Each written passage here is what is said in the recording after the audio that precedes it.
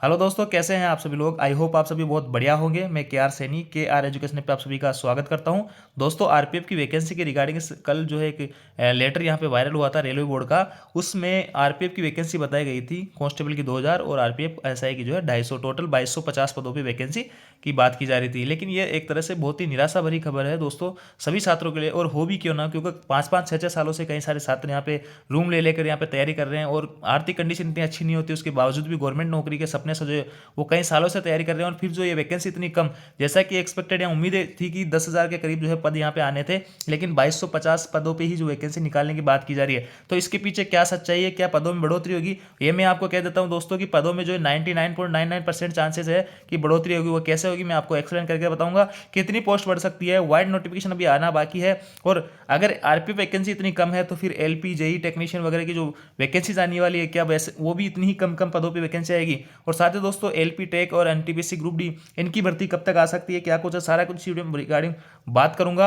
आगे बढ़ने पहले दोस्तों, जो भी भाई यहाँ पे रेलवे वगैरह तैयारी कर रहे हैं किसी भी एग्जाम की, तो रीजनिंग की बुक वो जो है यहाँ पे कई बार कमेंट्स वगैरह पूछते हैं कि सर रीजनिंग के लिए कौन सी बुक प्रेफर करें। तो आप सभी लोगों के लिए मैं रीजनिंग की बुक यहाँ पे बताने ये दोस्तों करेंट पब्लिकेशन की बुक है रीजनिंग की। ये मोर देन सफिशिएंट है। आप किसी भी एग्जाम की तैयारी कर रहे हो, रेलवे की, चाहे लोको पायलट की, RPF SI, RPF constable, JE group D, NTPC, किसी भी एग्जाम की तैयारी कर रहे हो, इस बुक में जो है खास बात है कि 96 से लेके अभी तक जितने भी प्रीवियस ईयर के क्वेश्चन पेपर है वो आपको एक जगह इसी बुक में मिल जाएंगे। और साथ ही दोस्तों 8700 प्लस ऑब्जेक्टिव क्वेश्चन है इसमें, तो व्याख्या सहित है, आप आराम से समझ सकते हो। तो इतना करने के बाद में मेरे को नहीं लगता कि रीजनिंग के लिए आपको किसी दूसरी बुक की प्रेफर करने की आवश्यकता है। ये बुक जो है मोर देन सफिशिएंट है सभी रेलवे के एग्जाम के लिए। तो चलिए दोस्तों, मैं जो है आपको एक्सप्लेन करके बता देता हूँ कल जो लेटर आया था उसमें क्या कुछ लिखा हुआ है। देखिए दोस्तों, स्क्रीन पे आप लेटर देख पा रहे होंगे, रेलवे बोर्ड का लेटर है, कल की डेट में 2/1/2024 को ये जो है यहाँ पे आउट हुआ है। और इसमें देखिए दोस्तों, ये सभी जो जोनल रेलवेज है इनको आरपीएसएफ है उनको लिखा गया है। और इसमें मेन जो वैकेंसी वाली बात है वो आप देख पाएंगे इसमें। यहाँ देखिए वैकेंसी के रिगार्डिंग यहाँ पे देखिए डिटर्मिनेशन ऑफ वैकेंसीज, यहाँ पे साफ साफ लिखा गया है number of vacancies to be filled shall be decided by ministry of railways from time to time. यानी जो मिनिस्ट्री ऑफ रेलवे है वो डिसाइड करेगी यहाँ पे vacancies time to time fill up करने की। और अभी करंट में जो वैकेंसी बताई जा रही है, the current round of recruitment is being done for filling up vacancies of 2000 in the rank of constable and vacancies of 250 in the rank of sub inspector in RPF RPSF. देखिए दोस्तों, ये जो बात बताई गई है 2000 पदों की और 250 पदों की, ये अभी करंट सिचुएशन में बताई गई है। देखिए 2018 के बाद में अभी तक कोई आरपीएफ का एग्जाम नहीं हुआ है। कोई भी वैकेंसी निकलती है वो आगे के 2-3 साल की जो है जितनी पद यहाँ पे एक्सपेक्टेड खाली हो सकते हैं उनको लेके वैकेंसीज निकलती है। अब देखिए 2018 में जो वैकेंसी निकली थी, 2020-21 तक के जो पद थे उनको यहाँ पे शामिल करके निकाली गई थी। अब जो है पिछले 2-3 सालों में जो वैकेंसीज बनी है, हालांकि इतनी कम वैकेंसीज नहीं बनी होगी, बहुत सारे रिटायरमेंट वगैरह हुए होंगे, बहुत सारे नए नए रेलवे कॉरिडोर बने होंगे, नए रेलवे स्टेशन बने होंगे। तो आरपीएफ की जो है सुरक्षा की दृष्टि से यहाँ पे जो है जरूरत ज़्यादा पड़ी होगी। और नई नई गाड़ियाँ चली है तो सभी में आरपीएफ स्टाफ यहाँ पे चलता है स्कॉटिंग के लिए। तो आरपीएफ की वैकेंसीज में जो है कहीं ना कहीं बढ़ोतरी होनी चाहिए थी। अब देखिए दोस्तों, आरपीएफ इतनी सारी गाड़ियों की बढ़ोतरी होने के बाद में, इतने सारे रिटायरमेंट होने के बाद में, फिर भी जो है इतने मात्र 2000 पद ही यहाँ पे खाली अपन नहीं मान सकते हैं। पद बहुत ज़्यादा यहाँ पे खाली है रेलवे में। आरपीएफ की रेलवे प्रोटेक्शन फोर्स के बहुत सारे पद यहाँ पे खाली है। फिर भी दोस्तों मैं बात करूँ यहाँ पे, ये जो है करंट की बात की जा रही है कि अब तक जो है इतने पद यहाँ पे खाली है हमारे पास रेलवे में। अब देखिए दोस्तों, कोई भी भर्ती निकलती है तो वो आगे के 2-3 साल के पद जो है जितने खाली हो सकते हैं, या एक्सपेक्टेड जो कॉरिडोर वगैरह में या कोई नए स्टेशन बनते हैं तो उनके हिसाब से यहाँ पे वैकेंसीज निकाली जाती है आगे के 2-3 साल के हिसाब से। तो ये जो वैकेंसी है इसमें निश्चिंत ही 99.99% मैं आपको कह रहा हूँ गारंटी के साथ कि इस पदों में जो है यहाँ पे बढ़ोतरी होने वाली है, क्योंकि वैकेंसी यहाँ पे बढ़ेगी, 100% बढ़ेगी। लेकिन दोस्तों फिर भी जो आगे के, जब पिछले 3 सालों की वैकेंसी इतनी बताई जा रही है, तो अपन आगे के 2 साल की जो वैकेंसी है उसका कितना एक्सपेक्ट कर सकते हैं। 2000 मान लो, 2500 मान लो, फिर भी जो है अगर 5000 भी वैकेंसी होती है तो फिर भी बहुत कम रहेगी। तो आप सभी लोगों को यहाँ पे एकमत होना होगा, सभी छात्रों को एकमत होना होगा और अपने हक के लिए जो आपको लड़ना होगा। यहाँ पे वैकेंसीज के लिए आपको जो है जो भी आप ऑनलाइन प्रोटेस्ट वगैरह कर सकते हो, ऑनलाइन जो हैशटैग वगैरह या ट्विटर वगैरह पे कर सकते हो, तो आपको एकमत होकर यहाँ पे करना चाहिए दोस्तों, क्योंकि वैकेंसी जो है बहुत ही कम है और वैकेंसी जो है बहुत टाइम के बाद में आई है। और साथ ही जो है अगर वैकेंसी आती है तो एज में भी रिलैक्सेशन यहाँ पे मिलना चाहिए, क्योंकि बहुत लंबे लंबे टाइम के बाद में 5-5 6-6 साल बाद कोई वैकेंसी आ रही है, तो ऐसे में कई से सारे छात्र जो है और इसमें हो जाते हैं। और हाल ही में दोस्तों जैसे कि आप सभी लोगों ने देखा होगा आरपी यहाँ पे कई सारी जैसे कि एसएससी जीडी के अंदर है, अग्निवीर के अंदर है, साथ ही जो है आपके अभी रिसेंटली यूपी पुलिस में 60,000 कांस्टेबलों के जो पद आए हैं उनमें भी सबको 3-3 साल की जो है यहाँ पे रिलैक्सेशन दिए गए हैं। तो आप लोग भी अगर यहाँ पे डिमांड करोगे, आप लोग भी यहाँ पे जो है मांग करोगे सरकार से, तो जरूर ही आपके जो यहाँ पे 3 साल की रिलैक्सेशन मिलने के पूरे पूरे चांसेस यहाँ पे रहेंगे। और देखिए दोस्तों, इसी को जो है अपन कंप्लीट नोटिफिकेशन नहीं मान सकते, ये जो है नोटिफिकेशन नहीं है, ये डायरेक्टिव दिशा निर्देशक है। ये जो है आरपीएफ के द्वारा यहाँ पे दिशा निर्देश दिए गए कि सरकार जो है इस तरह से गाइडलाइन अपना सकती है। आरआरबी जो है इस हिसाब से इस एग्जाम को जो है कंडक्ट कराएंगे। 3 फेज में एग्जाम होगा, कौन सा एग्जाम कौन कराएगा, इस रिगार्डिंग एक गाइडलाइन है, ये इसको नोटिफिकेशन नहीं मान सकते हैं अपन। नोटिफिकेशन जल्दी इसका निकलेगा, बहुत ज़्यादा टाइम नहीं है, आपको हो सकता है जनवरी लास्ट तक या फरवरी फर्स्ट में आपको इसका नोटिफिकेशन देखने को मिल जाएगा आरपीएफ वैकेंसी का।